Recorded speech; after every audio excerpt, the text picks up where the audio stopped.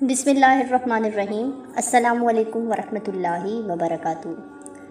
ناظرین، قرآن پاک کی سورہ نمل میں حضرت سلیمان علیہ السلام اور ملکہ سبا کا واقعہ موجود ہے، جو کہ نہایت دلچسپ ہے اور سننے میں بھلا معلوم ہوتا ہے۔ حضرت سلیمان علیہ السلام بنی اسرائیل کے جلیل القدر بادشاہ اور نبی تھے۔ آپ کی حکومت انسانوں کے علاوہ جنوں، پرندوں اور جانوروں پر بھی تھی۔ ایک دن ہدہد پرندہ حضرت سلیمان علیہ السلام کو یمن کی ملکہ سبا کے متعلق اطلاع دینے آیا، جو کہ سورج پرست تھی۔ شیطان نے اسے اور اس کی قوم کو گمراہ کر رکھا تھا۔ آپ نے ملکہ سبا کو ہدہد کے ہی ذریعے ایک خط بھیجا۔ ہدہد نے یہ خط ملکہ سبا کی گود میں اس وقت گرایا جب وہ خلوت کے عالم میں استراحت کر رہی تھی۔ کسی کو یہ علم نہ ہو سکا کہ خط کون لایا اور کس وقت دیا گیا۔ خط کی عبارت کچھ اس طرح تھی ناظرین: یہ خط سلیمان علیہ السلام کی طرف سے ہے اور اللہ کے نام سے شروع کیا جاتا ہے، جو بڑا مہربان اور رحم والا ہے۔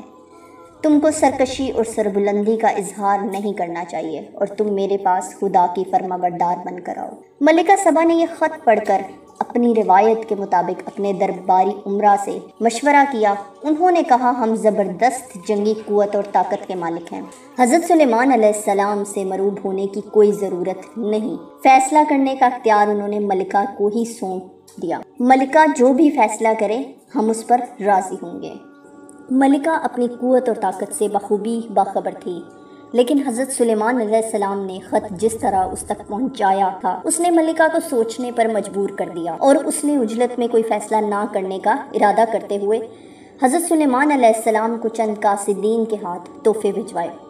قاصدین کو بھجوانے کا ایک مقصد یہ بھی تھا کہ حضرت سلیمان علیہ السلام کی قوت و حشمت کا صحیح اندازہ لگایا جائے۔ ناظرین، جب قاصدین آپ علیہ السلام کے پاس پہنچے تو انہوں نے فرمایا کہ تم میری ہدایت کو بالکل غلط سمجھتے ہو۔ میرے حکم کی تعمیل کی جائے اور ان تحائف کو واپس لے جاؤ۔ تم ان تحائف سے مجھے بہلا پھسلا نہیں سکتے۔ اگر میرے پیغام کی تعمیل نہ کی تو میں عظیم الشان لشکر کے ساتھ سبا کے ملک پہنچوں گا اور تم کو شہر بدر کر دیا جائے گا۔ قاصدین نے واپس جا کر تمام واقعات سنائے کہ اس طرح انہوں کے دربار میں جن اور حیوانات بھی ان کے حکم مانتے ہیں۔ ملکہ سبا اور ہٹ دھرم نہ تھی۔ اس نے اپنے آپ کو اور اپنی قوم کو ہلاکت میں ڈالنے کی بجائے حضرت سلیمان علیہ السلام کے حکم کی تعمیل کا فیصلہ کیا۔ آپ علیہ السلام کو بذریعہ وحی علم بھی ہو گیا۔ ملکہ سبا ان کی خدمت میں حاضر ہو رہی ہیں۔ انہوں نے اپنے دربار میں موجود افراد سے پوچھا کہ کون شخص ملکہ سبا کا تخت اس کے پہنچنے سے پہلے یہاں لا سکتا ہے۔ ایک دیو نے عرض کیا کہ میں اس دربار کے برخاست ہونے سے پہلے تخت لانے کی طاقت رکھتا ہوں اور اس تخت کے بیش قیمت سامان میں کوئی خیانت نہ کروں گا۔ اس دیو کا دعویٰ سن کر حضرت سلیمان علیہ السلام کے ایک وزیر نے کہا، میں پلک جھپکنے میں اس تخت کو یہاں پر حاضر کر سکتا ہوں۔ چنانچہ حضرت سلیمان علیہ السلام نے رخ مبارک پھیر کر دیکھا تو ملکہ سبا کا تخت موجود پایا۔